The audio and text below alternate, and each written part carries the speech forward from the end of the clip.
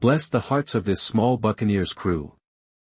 Yes, they are full of love and support for their people. In fact, Nan's statement to Guy that you fight for the people you love perfectly captures the essence of this group's mindset.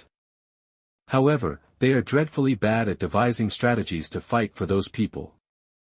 Anytime one of these idiots replies, "Oh, don't worry, we have a plan," after the disaster that unfolds in every single piece of my heart, you should go far away. Naturally, this episode is the most thrilling of the season because of the utterly appalling cunning abilities on display. That may sound flattering, but I feel deceived nonetheless. This episode feels like a hasty conclusion to the entire Seadown saga.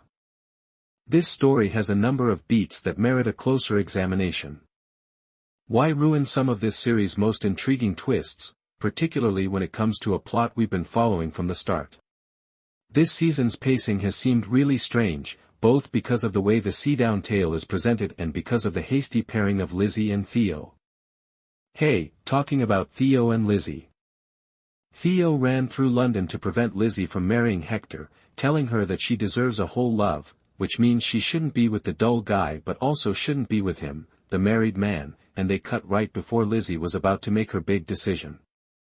Do you remember the big cliffhanger at the end of the last episode? Well, in this episode, the entire affair seems like an afterthought. Although there is a lot going on, we tend to skip over the most intriguing parts of the narrative once more. We find out that Lizzie chose not to get married because of two tense encounters, first with Theo and then with Hector. I don't know, but it probably would have been wonderful to have her talk to Hector about how he deserved a whole love and that she couldn't offer it to him. They made the decision to announce that they were canceling because Lizzie had a medical issue. Hector is naturally furious, and despite the fact that he assured Lizzie she was capable of more than he was, Theo is still skulking around, lustfully staring into her eyes and caressing her hand. I see that the Duke of Tintagel has yet to refute the fuckboy charges. None of this matters in this episode, which is surprising considering how big of an issue this is.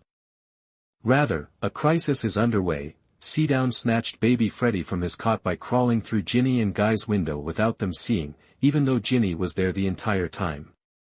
The Buccaneers don't even try to explain this because it doesn't make sense.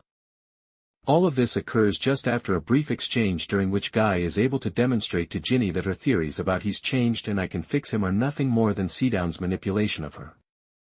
The change Ginny makes from saying, "But Daddy, I love him," to saying, "Oh yeah, he is a monster and we need to run," is about as amazing as Seadown sneaking into their apartment and carrying a baby back down without anyone noticing. However, Ginny and Guy rush back to England for some help in locating Freddy and halting Seadown, so we don't have time to think about this. At first glance, it appears that Nan et al. Have everything under control. Since Ginny is technically a fugitive and could be prosecuted for stealing Seadown's boy, she is collaborating with Hector to see if there is a way to pass her women's rights bill as soon as possible.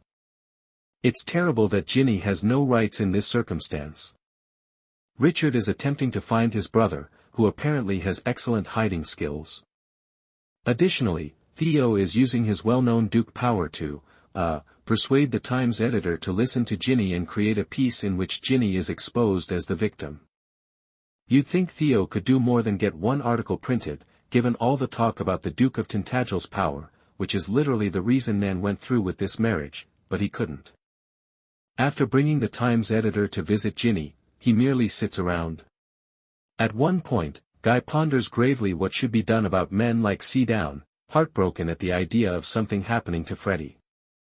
In response, Theo says, "Thank God for women."